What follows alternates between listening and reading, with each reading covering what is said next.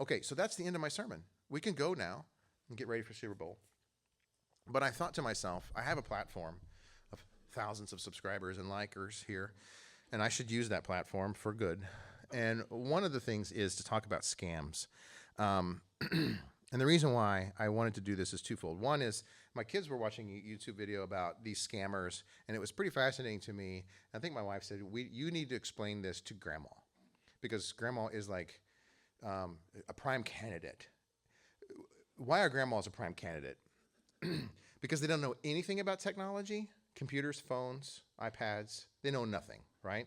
When my grandma calls me and she asks me, my iPad's not working, I would say something like, well, is it plugged in? And she'd be like, where do you plug it in? You know what I mean? I'm like, I'm just kidding. Is it? Anyway. You don't know anything about technology. Grandmas don't. And then what happens is they get scammed, and the person feeds on that. Well, you don't know about technology, and so what you need to do is let me in on your computer so I can help you, and then they steal your stuff. And what's common, very common, is that retired folks lose their retirement to some guy sitting in a cubicle in India who just stole your money. And it happens a tremendous amount. So I was trying to tell grandma, my mother-in-law, about this, and I told her some things. Don't ever answer the phone if you don't know the number. Don't ever respond to a text if you don't recognize the number. Don't ever click on a link in an email or a text or whatever. I said, these things are bad. And if I get them 20 times a day, and I do, and I'll show you some of them in a second, and I just get annoyed because I know they're lies. I can see through them. There have been times where I haven't seen through them, and I'll tell you those stories too. Then I need to tell my mother-in-law, just don't do anything without asking me first, unless you're sure, especially if it has to do with money.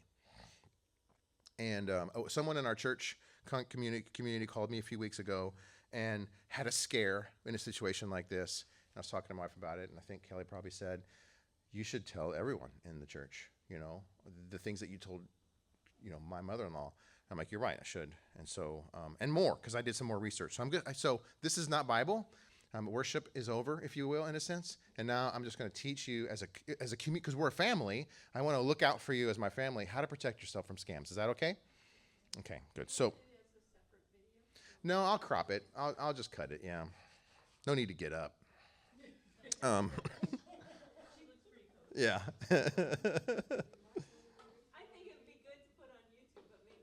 I will put it on a separate one. Yes. Because I know Sue and Susie wanted me to do that for them. They're not here, and there was another lady who said they really wanted it recorded. And again, I'm not an IT professional. Okay, I just have the gift of being extremely good looking, and because of that, people trust me. You know what I mean? I'm just kidding. No, I have the gift of being in Generation X, right? So I know more about this stuff than most people. My kids, I don't even know what generation they're in, but they pick up a phone and they can figure it out pretty quickly without even any help at all. And so because phones and internet, everything is connected to it, right? We're connected intricately to the internet. And that's only going to get worse as AI continues to become more a part of life, and our cars become computerized, and our coffee machines become computerized. It's going to be become even harder, I think, for us to protect ourselves. Here's the scale of the problem. There are hundreds of thousands of scams targeting people daily, and especially the elderly. Scammers steal billions of dollars per year. Here's a couple of quotes. In 2023, consumers reported losing over $10 billion to these cheesy frauds, okay, making a 14% increase from 2022. So they're growing. They're getting fast. They're getting better at it, and they're stealing more money. This equates to an average loss of approximately $833 million a month. Who would like to make that? Would you like to make that if you knew you were stealing it from a bunch of people who you were just taking their life savings? It's sad, isn't it? And there are companies out in India and Russia who are running these call centers, who are getting people to make these scams, and they're making that much money. And we can't do anything about it. Most scams operate from overseas call centers, making it hard for law enforcement to take action. So victims often don't even report their scams due to the embarrassment or to fear. They think that maybe they did something wrong. The scammer themselves make them to believe that they're at fault, right? And so they're really good at this. They're really good at what they do. They've been doing it for so long, they figured out what to say and what not to say, and how to keep you on the hook. So why can't the police stop this? Well, most scam centers are in countries like India, Russia, and Nigeria, out of U.S. jurisdiction, so we can't do anything about it. If you get your money stolen from someone in India, there's nothing that America can do for you. Isn't that crazy? Scammers use VPNs, which stands for, thank you. See, we got another Gen Xer in here. Virtual private networks. I don't want to overcomplicate it. Basically, it's just an app you put on your phone or on your computer. You turn it on, and what it does is it makes it look like you're not in St. Louis, but in Dallas. That's all it does. But it stops people from being able to hack in and take your stuff. They also use fake numbers. Do you ever get phone calls from 573 area codes, and you know it's an Indian from China calling you or whatever? Yeah. And it makes it very hard to track them. Even, by the way, as a digital marketer, I buy these fake numbers for my clients. I'll buy these fake numbers for them so we can have tracking numbers to figure out if their leads are coming from different cities or different campaigns. So it's not hard to do at all. It's cheap. You can buy a number for $2. Even when scam centers are raided, they just reopen quickly under a new name, and it happens. So we can't, this is never going away, and it's always going to be bad. So let me just give you the 17, I got to go fast, 17 most common scams that you will probably likely have already seen. So the first one is called a phishing scam. Joe probably would like this one, Angie. It's a phishing scam, but spelt differently with a PH.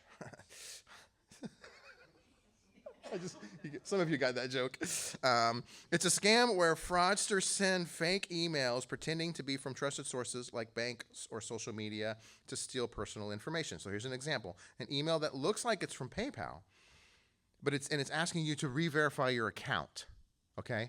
These are the most common, and you get them all the time. Here's an example of one. This one is from Netflix. We need to update your current billing information. And you think, oh, I need to do that, right? Because I got to watch my favorite Netflix show. I don't want to be locked out. And then you log in by clicking this button, but this button doesn't take you to the Netflix website. It takes you to a different website where it looks just like Netflix, and you think it is. Honestly, I don't think it looks just like Netflix. Usually they're pretty ugly, but they have the Netflix logo on there.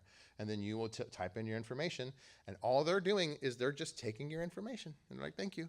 And then you go log back onto your Netflix like you always do, and you never knew anything different. But they now have your information. And they ask you for more information than Netflix would anyway, like your birthday, your social security number, and all that. That should be a red flag. Also, if you look up here in this email address, and I know you couldn't see that, so I zoomed in on it here. The email is coming from at byhivaga.com. It's not even coming from netflix.com. So you got to look at these things. Look at the email address. And also look to make sure it's not coming from Netflix or us or Netflix. You know what I mean? Or you know what I mean? They'll take one word and flip it, and you'll just, it looks legit, and so you'll click on it. You got to pay attention to these things. And you say, no, they couldn't get away with that. Oh, they're getting away with it. So you've got to pay attention, okay? Smishing is just like phishing, except for with instead of. So a phishing is when they send you an email to phish you to see if they get your information. A smishing is when they send you a text or an SMS message to do the same thing. So phishing done through text messages instead of email. Scammers send fake texts pretending to be from a bank or delivery service. Oh, the delivery one, you get it all the time. Your Amazon account, package is on its way. We need to confirm. Amazon doesn't need to confirm. Amazon knows, right? And so don't click on that link. I saw a lot of you nod. You've gotten this before. Don't click on any links that you get from any text from any numbers that you don't recognize. Even if it's a two-factor authentication text that your bank sends you for the code, there's no link that you need to click on there. And they'll tell you that too. They'll say, we will not ask you for any information. We're just giving you a code. That's it. Don't click on any link and give me more information. It's a scam, okay? And it's generally a fake link. It will not link, will not take you to Amazon. It'll take you to Amazon, okay? And so don't do it. You might be able to guess what vishing is. It's not phishing, it's not smishing, it's vishing. So it's just like email, fake emails, but it's fake voicemails. And I get them all the time. They usually start off like this. Hey, thanks for returning our call. We just want to let you know you've been pre-approved for that loan. And you're like, what? I applied for a loan? I don't remember that. Or they'll say, yes, I appreciate your returned call, and you didn't recall them, right? But now you're interested. Who did I call? And they say, and it has been confirmed that you do owe back taxes, and you owe $8,000, and if you call us back, we'll help you get that taken care of today so that you don't go to jail. I've gotten both of those voicemails, by the way. I can show you on my phone right now, probably. A claimer is claiming to be from the IRS, demanding immediate payment to avoid jail. It happens all the time. Don't fall for it. Spoofing is a little different. When a scammer fakes their phone number, email address, or website to look like a trusted source. So spoofing is a part of all those other ones. So phishing, you click on the link, you'd go to the spoofed website. So that's what that is. A scammer calls from a number that appears to be your bank's official customer service line, something like that. Here's an example of PayPal. So here, right here is the real one. And look at the URL. It's paypal.com/sign-in. And look at this one right here, pay-pale. PayPal. And a dash. Also, if it was pay-pal, I wouldn't trust that one either. PayPal owns the URL, PayPal. They don't need to have the dash, okay? And so be very careful for these things. And it actually wouldn't even hurt just to go Google the word PayPal, find their real website, and then call them and say, I want to know if this is something that I need to be doing. paypal.com. Facebook, it happens a lot on Facebook. You will get some sort of alert that you need to re-log into Facebook, and then you start filling out all this information. Look, they want to know everything. Your new password, your old password, your birthday, your everything. And when you fill this out, now they have access to your Facebook page. They lock you out, and they start running things and trying to get your friends, right? Now because their friends trust you, and now you're trying to scam your friends. And look at the URL. The URL, again, it's not even Facebook. It's ripway.com. So it's fake. So don't do it. Okay, scareware. Scareware is a big one. Fake pop-up messages that pop up on your computer. They pretend that your device is infected with a virus, and they urge you to download fake antivirus software, which actually is a virus. Pretty clever. You have a virus. Quickly download this software. We'll clean your computer. And then you're like, okay.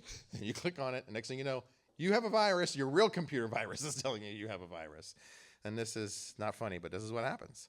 So your PC is infected. Click here to remove the virus. This is a big one. People, people think it's common, and they'll get scared. Now you're scared, right? Here's an example of what that might look like. Action required. Threats detected. Your computer scanned, and they'll even have a number here. Call toll free for help.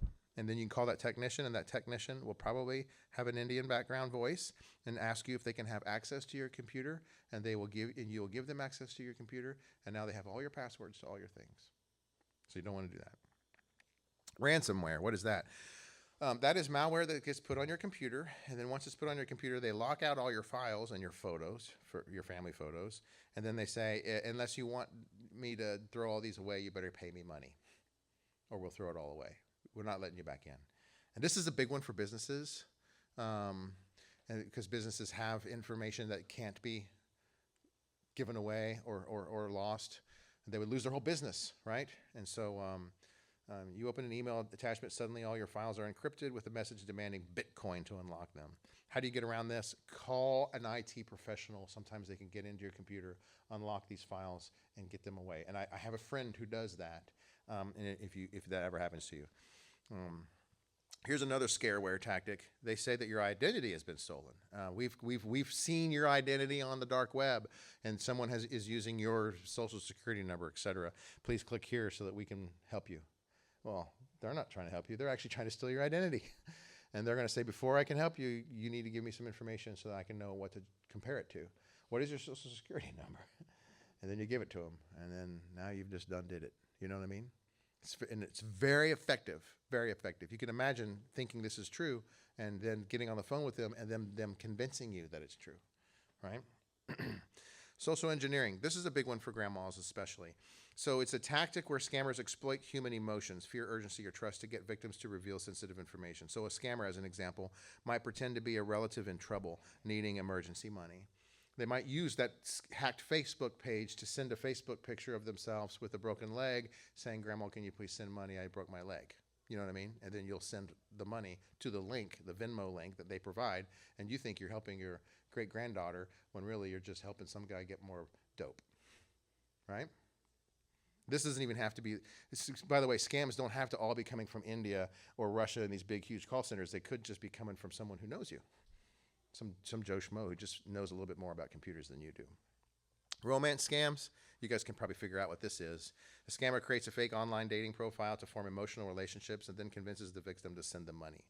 So for instance, they're a soldier who was stationed overseas, and then they fall in love, and they've been chatting back and forth, on Facebook or TikTok or whatever, and then next thing you know, they urgently need money so they can come see them, or else they'll never get to see them. And this person says, "Well, I love them. I want them. I'll send you $2,000." Guess what happens when you send them $2,000? They ghost you. Yeah. And then now your heart is broken and your bank account is empty. Actually, they don't ghost you because they knew they got the 2,000. Yeah. So they keep They'll string you along a little bit more. It never came. The 2,000 never came. I need more. Yeah. My brother was met some girl on the internet. Well, she called the house and was complaining to my mom that she needed money and all this, and my mom's in her 80s, and she sent the money to her. Oh, so it happened. And she's not even in love with her. No, It was your son who was. Yeah. She just gave mom such a sad story. My mom Yeah. said, sorry. Yeah. So see, proof. Yeah. I'll bet you there's other people in the room who probably have similar stories. Yeah, it's crazy. If it involves money, just say no, because they're just trying to steal you. Tech support scams. This is a funny, not a funny one, but funny in the sense that it's ironic. A scam where fraudsters pretend to be Microsoft or Apple or another tech company, claiming that your device has a virus and asking for remote access or payment. So it's just like the one I mentioned before, but they actually look like Microsoft. So here's one right here where they're using the Microsoft logo to saying suspicious activity, and they give you this 800 number. Again, I told you can buy these numbers for like $2. It's not hard to do. Here's a Mac one. Oh, by the way, a computer program, a website itself will know if you're on a PC or a Mac. Okay, it'll also know if you're on an iPhone or an Android or if you're on a tablet. Right? And I know this because I make websites, and I use data to determine how many people see these websites that are on computers versus phones versus iPads versus tablets versus Android versus Apple. And then that tells me how to design the thing to look best for the ones that people mostly use, which is iPhones and PC computers. Okay? So there's no magic there. Your IP address tells the website what device you're using, and then they have a pop up and say, "You're using this device," and you're like, "Oh, it knows." Yeah, of course it knows. It knows everything, right? So don't be scared by that. Number 10, lottery, sweepstakes, scams. Fraudsters claim you've won a prize, but you need to pay a fee in order to get it. So like taxes or something. You won $50,000 in the Mega Millions. Pay $500 in processing fees to claim. And you're reading this and you're like, "Oh my gosh, I was praying for the lottery." and then you go in and you give them $500 and you keep waiting for your check to come in the mail. Has that ever happened to anyone? No one would admit it. You've selected to receive $1,000 credit from Amazon or a free iPad. Have you seen these before? I get those. You get or one of them was a free PlayStation, 27,000 or whatever they are. And I'm like, "Ooh, my kids would like that." And I almost clicked. I'm like, no, this is fake. There's no way they're giving away a free thing. All you got to do is give us some information, right? That's what they say. Oh, here's a real one. Here's mine right here. This is my text message. See, look, here's a message from Sue. And then right below it, it says, "You're impossible to reach." Yeah, that should be a lesson to you. I never respond. And so now they're saying, "You're impossible to reach. Your loan is approved for another 24 hours. They've been sending me emails, text messages since Thanksgiving. I don't know. It's just started around Thanksgiving. I started getting 10 a day. You've been pre-approved for a loan. We have $10,000 you can have today. And I'm like, it's not true. It's too good to be true. Don't do it. Okay? And also on your phone, and I wish I would have collected this part of the screenshot. Right on a text message, right below here, it says delete and mark as spam. And you should push that button always. Delete and mark as spam. So that helps our federal companies to be able to understand to do one thing, and that is if a phone number is marked as spam a lot, eventually they'll have to get a new number, which they will, and I told you it's easy to do, but eventually it will we want to make their lives as difficult as we can. And we don't have a lot of ammo to do that. Just a few more. Grandparent scam. Scammers impersonate a grandchild or relative in distress, claiming that they need money for bail or for medical expenses or for travel. "Grandma, it's me. I'm in jail. I need you to send $2,000 ASAP. Please don't tell Dad." Grandma, so there's a few grandmas in the room. Don't do it, okay? I know you love your grandkids, but you're probably just going to have to tell Dad. And then Dad's going to be like, "He ain't in jail. He's sitting right here playing Nintendo." Number 12, overpayment scam. This is the big one. Scammers send a fake check for more than the purchase price, and you ask them to send back the difference before the check bounces. I say this is a big one because I watched a whole YouTube video where this lady was like, he had called her and said, "You paid too much. Can you go into the computer and type in your credit card number and pay the right amount? We might be able to stop the credit card charge before it happens." And then she put in the number and then hit send. And then before she hit send, the computer program on there added like 2 zeros. Made it like $50,000. And then she was like, "Oh my gosh, I don't even have that much money in the bank." And he's like, "It's okay, it's okay. I'm going to lose my job, ma'am, if you don't help me. Here's what I need you to do. I am going to go ahead and send you a check for $50,000, but I need you to send me a check now for 20. So you're basically going to be making an extra $1,000 if you do this, but it will help me save my job." And the little lady's like, "Oh my gosh, you're such a dear person." And you want to throw up watching this thing happen. She's going to lose 50 grand. So I get these all the time as well. "Thank you so much for your subscription to Geek Squad." I'm like, "I didn't subscribe to Geek Squad. Thank you so much for your application to our apartment complex. I'm not looking for an apartment." And then I start to get worried. Do they have my information? Is someone using my information? And then you click this button and you go down this rabbit hole where they're like, "What's your name? What's your phone number? What's your zip code? What's your address? What's your credit card number? What's your social security number?" And I'm like, wait a minute. I'm the one asking the questions here, right? Why are you asking? So don't fall for it. Don't click these buttons. The best thing to do is just ignore everything. I guess I got a few more. I got to go. Charity scams, fake charities asking for donations. This happens especially after disasters or during the holidays. They'll call and claim it's a relief fund, and you say, "Sure, I'll give you money." You give them a credit card. Who knows if they just take what you say you would give? They might take more. Employment scams. Scammers post fake job listings and ask for personal information, upfront fees, or fake background check payments. So yeah, we're very interested in hiring you. I need you to write us a check for $200 for the background fees and background check fees. And then also I need to get your social security number so I can run that. And then you give it all to them and you never hear from them again. And you just lost $250. And by the way, if you do that 10 times a day, you're making pretty good money, don't you think? All you got to do is post an ad.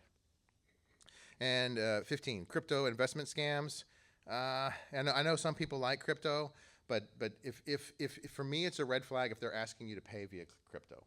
You know what I mean? Because it's dark and they can hide it. I'm just going to go really fast. Fake shopping scams. Oh, this is a big one. My wife never falls for these, but because she asks me first to check into it. So especially around Christmas, you'll see these ads that say 80% off the North Face jackets, and you're like, "Oh, I like that. I like those jackets. 80% off. Wow!" And then you click on the link, and you get to a website that is a hideous-looking website that claim to be selling real North Face jackets for 80% off. And then if you try to buy them and you get them, they're hideously ugly. They're made in China, and I did it. I bought a jacket that was supposed to be a leather jacket. It was really cool, and I got it, and it looked like it was made out of paper. Yeah, it looked like it was a costume, and it was, and I kicked myself. I'm like, I should have known better. It was an $18 leather jacket. You know what I mean? How could that be possible? And but the reason why I fell for it is because I bought it from Amazon. I didn't click on one of these Facebook links or anything like that because I knew better, but I bought it from Amazon. But whenever I bought it from Amazon, it took 3 weeks to come because it actually shipped from China. And by the time I got it, I realized I had been bamboozled. I did get my money back, though, because luckily, if you buy from Amazon, you just contact Amazon. They'll help you out. But if you click on this link down here and you go to this guy's website, this fake website, you will get robbed. The last one, catfishing. Scammers create fake social media profiles to manipulate victims, often for money or personal information. Someone pretending to be a famous actor or a beautiful girl interested in you. Has that ever happened to you, Craig? No. It happens to me all the time. I mean, I'll get an email or a text message saying, "Hi, how are you?" And then there's a little screenshot of some pretty little girl, and I'm like, "No," and I go away because I know, first of all, no pretty little girl is. How do they know who I am? You know what I mean? And how as often as it happens to me, it's not because I'm so good looking. You know what I mean? It's because I'm so rich, and I guess, or it's because I'm American, right? And they think I'm rich, and so they just throw this little fake AI bot girl picture at me saying, "Hi, how are you?" And they're just wanting to see if I will. It's a phishing, right? They're throwing the hook out there. Will you bite? And if you bite and say, "Fine. How are you?" Next thing you know, any one of these scams could just follow down that pipe. So don't fall for that. How do they get them? That's a great question.